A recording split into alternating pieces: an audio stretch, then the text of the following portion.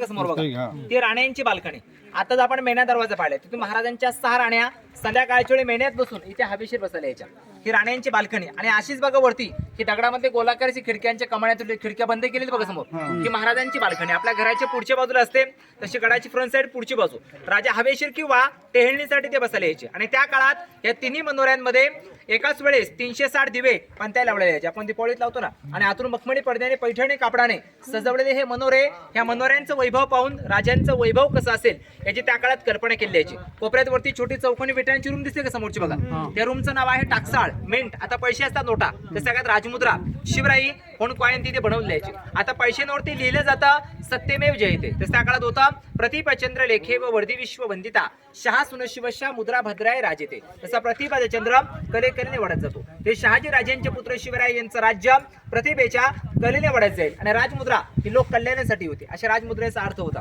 समोर बघा हा चौकानी खड्डा दिसत का समोरचा बघा, खाली कोपऱ्यात दगडात त्रिकोण दिसतो एल टाईप आकार बघा. त्याच्या आतमध्ये जमिनीमध्ये अंडरग्राऊंड आडबाहेर जायची व्हायची आतमध्ये खाली. याचं नाव आहे गुप्त खलबतखाना. त्या काळात गुप्त मीटिंग सिक्रेट चर्चा करायला झाल्या इथे आतमध्ये जाऊन केलेल्या यायच्या. त्या काळात ते गुप्तहेर होते. बहेरजी नाईक गावांच्या गडकिल्ल्यांच्या बातमी आणून आपल्या राजांनी ते सांगायचे. म्हणजे या कानाची बातमी या कानाला कळू नये, ते हे सिक्रेट रूम होतं बघा. आणि तुम्ही आता सर्वजण 5 मिनिटात रोपवे प्रोजेक्टनी वरती आलात. त्याचा पश्चिम एकडचा शेवटचा कडा हिरकणी कडा, उंच 2 लाईटीचे पोल दिसते का समोरचे बघा.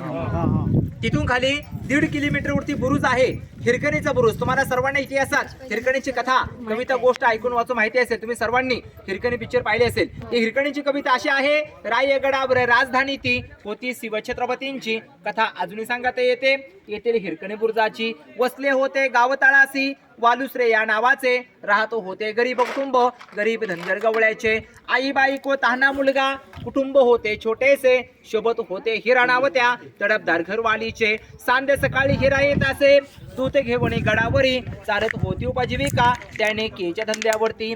एके दिवशी दूध घालिता हिरा क्षणभर विसावली, ध्याने नाही आले म्हणे कधी सांजे वेळ टवून गेली. सूर्यदेवता मावळता बंद झाले गडाचे दरवाजे, मनात भ्याली हिरा म्हणाली घरी ताने बाळ माझे. बाळाचे ते 8वे झाली ती माये माऊली वेडी पिसी, कडा उतरून धावत जाऊनी बाळाला ती घेई कुशी. अतुलनीय धाडस पाहुनी महाराज स्तंभित झाले, हिरा साडी चोळी देऊन प्रेमी सन्मानित केले. कड्यावरती या बुरुज बांधला साक्षी आईच्या प्रेमाची, कथा अजूनही सांगता येते.